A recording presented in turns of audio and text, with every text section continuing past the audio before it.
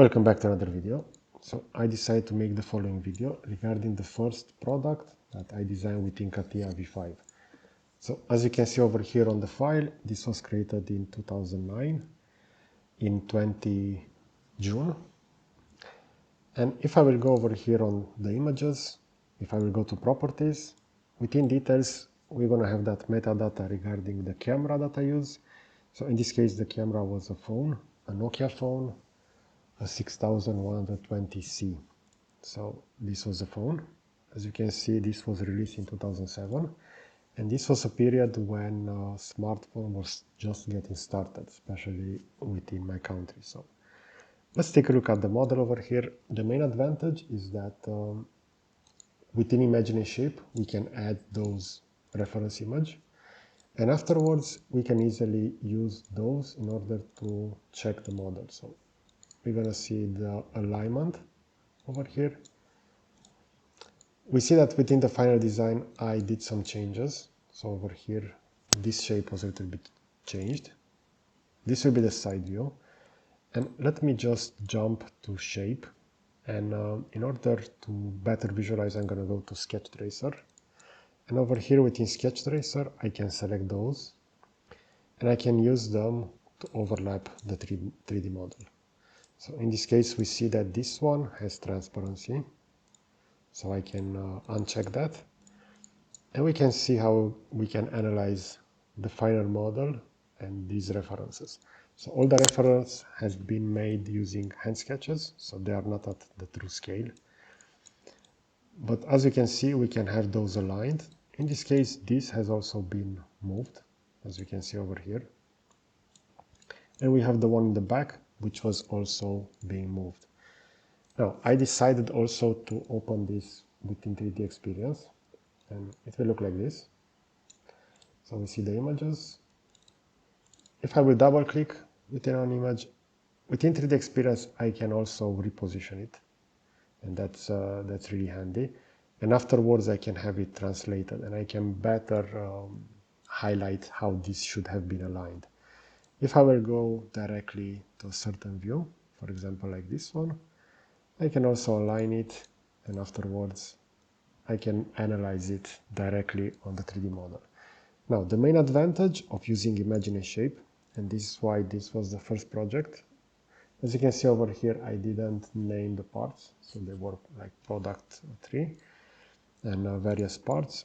But if I will expand, in this case, part 2, this will be the subdivision surface for the main body. And if I will double click on that, we're going to see with the Imagine and Shape that we have the possibility to edit the shape. So let's say, for example, that I want this vertex to go like this. Even though this will create an asymmetric design, the main advantage is that as soon as I will press exit, in this case I will just press escape, we're going to see that newly defined shape over here. And in this case, I have this main subdivision for the main body of the part. Afterwards, I trim this and make it symmetric. And we also have the one in the back for the water tank over here. Now, within 3D Experience, we're going to have the same. So we see the product imported over here from CATIA V5. We have these render scheme properties, so they have moved those stickers over here, as you can see those. If I'm going to swap between various visualization modes, we're going to see also that the model had this resistance modeled. And I'm really curious, what are the subdivisions over here? So within part body, they will be over here. So they'll be located under part 1. And again, the same functionality. I can double click on that. And I am within Imagine and Shape. And again, I can select, for example, this vertex, and I want it to be changed like this. And as soon as I will press escape, we're going to have that newly updated shape will be converted to a surface, and afterwards will be trimmed. And the final design will be highlighted over here. Now, some of the stickers haven't been imported, but we'll see how good this model will look within 3D Experience compared to CATIA. I also modeled this cup, so this is not, let's say, the best shape, as you can see it over here, especially where this will be linked to the main body.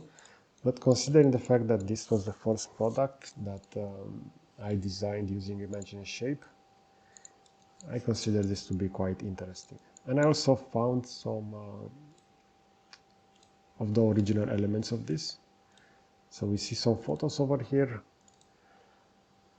This is the box that I also designed for this coffee maker. And we see a rendering. The rendering was done within CATIA V5. And I used some elements in order to create that box from cardboard. And these are the original sketches, hand-drawn, and also some 3D prints of the user manual. And these are those reference images. Even though the final design has been changed, they are mostly inspired by this shape over here. For example, we see this handle within the final design. It has been changed, but we can always go back and have it changed. For example, if I will go over here, I want to go from the other side in this case. So this will be the side. I can always decide that I want this to be a lot larger, so I can go with affinity and I can have it extruded either on one axis or on both, and that will better match those references over here, where we had this profile larger and thinner at the back.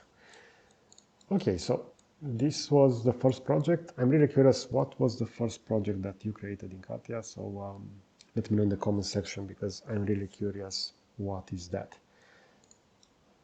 So I hope you enjoyed this kind of content. I will position a similar video over here on the left side, and I will also add a subscribe button to the right. So that's it. Thanks for watching.